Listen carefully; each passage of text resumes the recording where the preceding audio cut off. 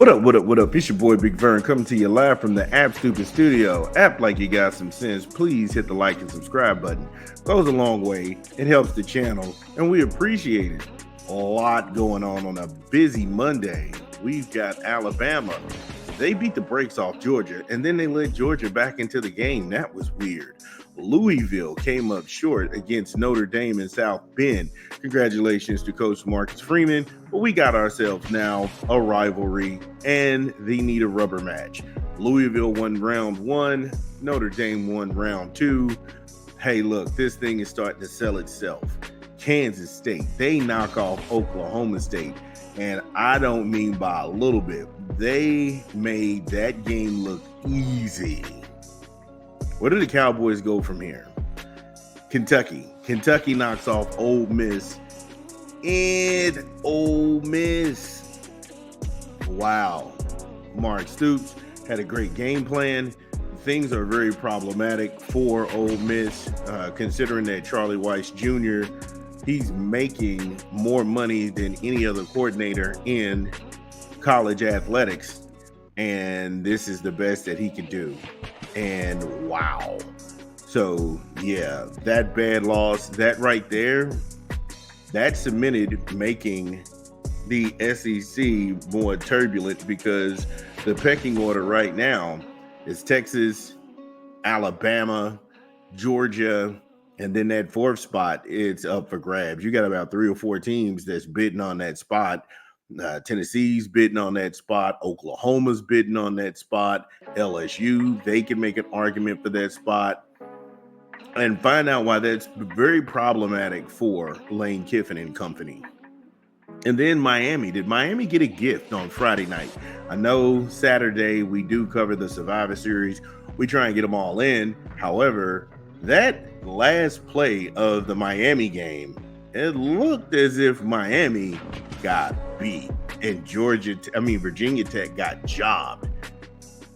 Like I said, so many storylines, so much to cover today. Look, we got to get busy. Give me a quick 20 from an unofficial sponsor of the show, and then we'll get after it. This is Big Vern. Drop the spot.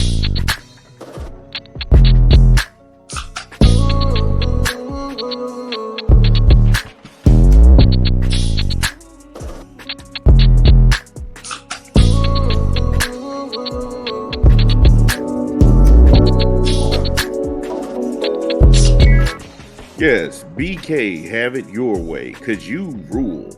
Order online, download the app, or visit the good folks at your local BK. Have it your way, because you rule. So, I'm not going to go ahead and bury the lead here, just going to go get after it. Alabama, they had this game won. The first quarter, they had Georgia pretty much second guessing everything. The interceptions, the energy was really high.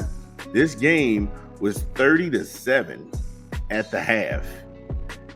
One thing I'll be critical of when it comes to Coach Kalen, when you got a lead that big, all you need to do now is smother the ball. All you need to do is smother the ball. Go ahead and put these long drives together, dink and dunk passes, pick up first downs, make it third and manageable, and just keep that train rolling and keep that gravy train just a chugging. And the fact that he let Georgia back into this game, I kind of had to shrug my shoulders, like, there's no way Georgia should have been able to put up damn near 20 points in the fourth quarter. That was their biggest quarter. If you were watching that game, it was out of hand by the time you got to the third quarter. The end of the third quarter,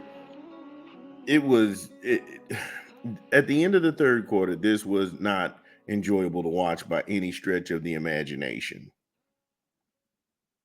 And for whatever reason, he had let Georgia back into this game. It made it feel like, why are you making this closer than it has to be? And I understand, it was a game of runs. These guys, they were out there doing what they do. I mean, you're up at the end of the third quarter 33-15. I just don't understand. I just don't understand why for the fourth quarter you just slow down the game. Don't give them a reason to get back in the game. And I think the play calling was different. And one thing I did not like is when Nick Saban would get all of his former assistants will go get jobs at other colleges in the conference. And then they knew the plays and it was just kind of like you got a friend's discount. This was not that at all. Bama looked really good, but I don't understand that strategy. I don't understand that strategy. Look, give me a quick 20 from a rap album we're promoting this month. This is Big Vern. Drop the spot. Y'all know what we do, and you know why I'm here. We got another rap album we promoting this month. Dun-dun-dun-dun-dun. Big Sean, out right now in stores. Better Me Than You. Get it where you legally consume music, whether it be Apple Music, Google Play, or Spotify. My personal favorites, Iconic, Typecast, Break the Cycle, It Is What It Is, and many more. Big Sean in stores now. Shout out to Big Sean doing his thing. Make sure you go get Better Me Than You in stores right now. So when you go back and you look at Alabama, they did a really good job on the ground rushing. Like I said, if I'm being nitpicky, I look at them and I say to myself, stop throwing the ball as much. Continue to run this ball. Continue to put that in there because Georgia, they were not going to lay down for you all night. And had they put this thing to bed early, then it would not be a situation where Georgia came back and took the lead. And it was just like, wait a minute. How is any of this possible? Again, what I did not like is the fact that on that third down efficiency, Alabama put in that position 11 times. They only converted 3 of them. It's not going to be enough to get it. But also by proxy, you can look at Georgia. Georgia only had 80 yards of rushing for the game. That's not going to work at all. At that point, you're being very one-dimensional. You're not going to be a lot of SEC teams if you can't rush the ball. And Alabama's defense is good, but it hasn't been really tested. And it got tested Saturday night because he damn near gave up 20 points in a quarter. But again, it was these air raids. I mean, 10 penalties for 90 yards. You got to clean that up. I don't care who your opponent is, opposite side of the ball. You got to start playing better, clean football. You got to start playing better, clean football. It's just, you had everything go right for Alabama, even though they were playing okay. I just thought that Georgia got caught off guard. And when you caught them off guard and you were up big, all you had to do was lay on the ball.